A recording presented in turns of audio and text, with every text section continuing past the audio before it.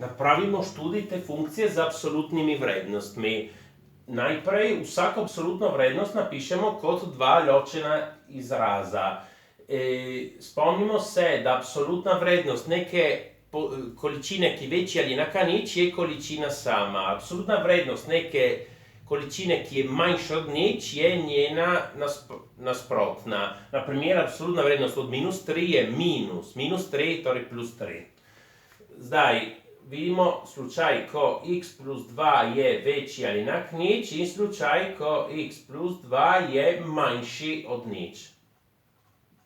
Sedaj nesem 2 na drugo stran, x večji ali enak -2 in tukaj x manjši od -2. V tem primeru vidimo, v obeh primerih vidimo, koliko je absolutna vrednost od x plus 2. Tukaj je x plus 2. Tukaj je nasprotna vrednost od x plus 2, minus x minus 2. Potem napravimo isto za ostalo absolutno vrednost, 2 minus 2x večji ali enak nič. Prvi slučaj, drugi slučaj, 2 minus 2x manjši od nič. Zdaj bodimo pozorni. Prvo nesemo 2 na drugo stran.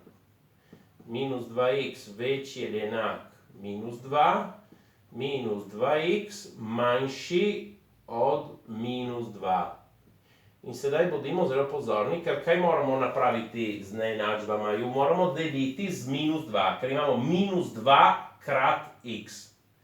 In če mi delimo neenačbo z negativno vrednostjo, se neenačaj obrne. Torej, tukaj imamo x manjši ali enak 1, ker minus 2 v minus 2 je 1, tukaj pa x večji od 1. In poglejmo, v tem primeru absolutna vrednost od 2 minus 2x in tukaj absolutna vrednost od 2 minus 2x. Torej, tukaj je izraz sam. Tukaj je nasprotna vrednost, minus 2 plus 2x. Sedaj opazimo, da izrazi menjajo v točkah minus 2 in 1. Torej, razmislimo na ta način. Imamo 3 predele. Torej, prvi predel gre od minus neskončnosti do minus 2, drugi gre od minus 2 do 1 in tretji od 1 do plus neskončnosti. In pogledamo, naša funkcija, kako jo lahko napišemo vsakemu od 3 predelov. Kateri izraz dobimo za funkcijo.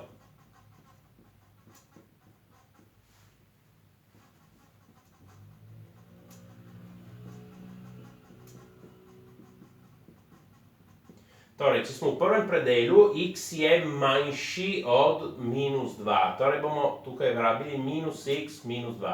Potem imamo ta minus od funkcije in če smo tukaj v tem prvem predelu, velja tudi, da x je manjši ali enak 1. Torej bomo dali ta izraz, 2 minus 2x.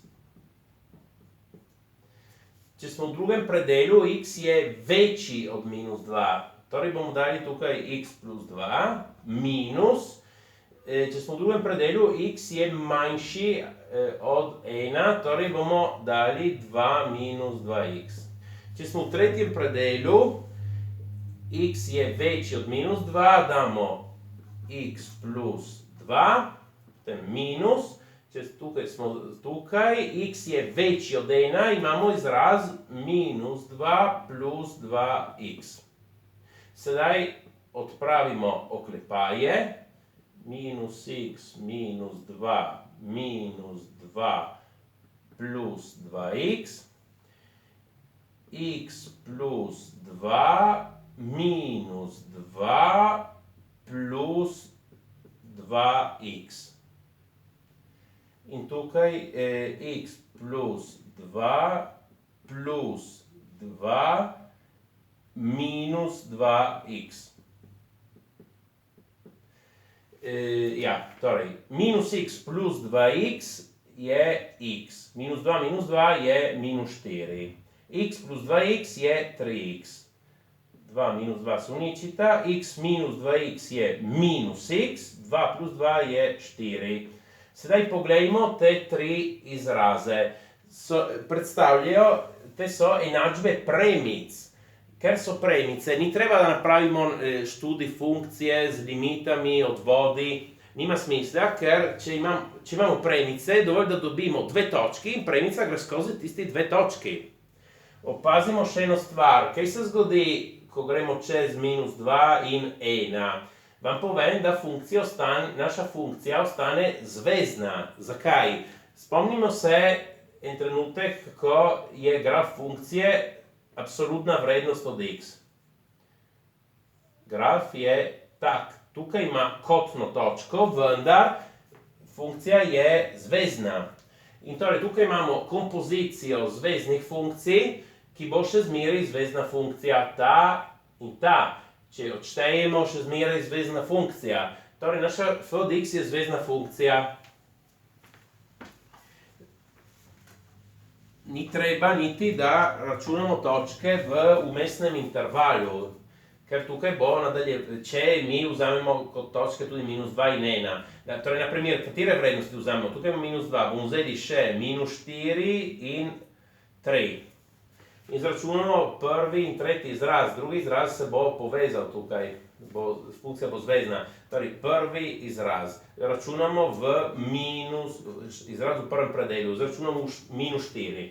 Minus 4 je minus 8, potem v minus 2. Prav točka, kjer menja izrazi. Minus 2 minus 4 je minus 6. Čeprav smo hoteli kontrolirati izraz v drugem slučaju, ko x je minus 2, dobimo 3 krat minus 2 je minus 6, kar je isto. Vidite, tako smo napravili eno kontrolo. Sedaj, tretji izraz, tukaj izračunamo v 1. Minus 1 plus 4 je 3.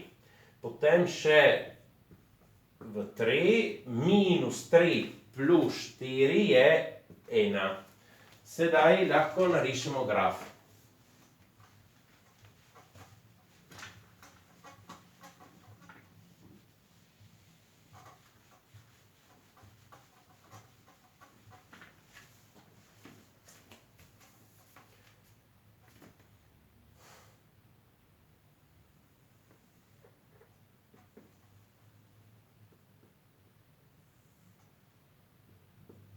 Na osi x nas zanimajo vrednosti minus 4, minus 2, 1, 3.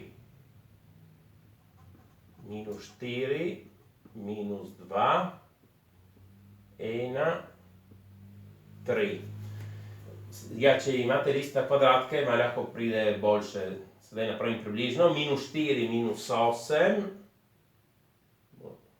Tukaj. Minus 2, minus 6. 1, 3, 3, 1.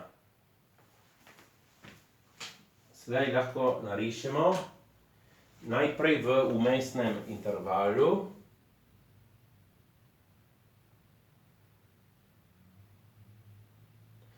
In za ostale dva intervala gre naprej v neskončnosti.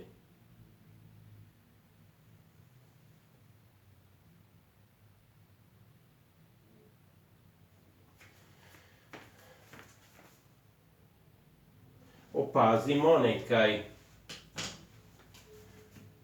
Tukaj in tukaj imamo dve kotni točki. V teh točkah odvod funkcije ni definiran, ker odvod nam predstavlja strmino tangente. Če mi pridemo z leve ali z desne, strmina je različna. Kvečjemu obstajata levi odvod in desni odvod. Vendar pravimo, da odvod obstaja, ko levi odvod in desni odvod sta enaka.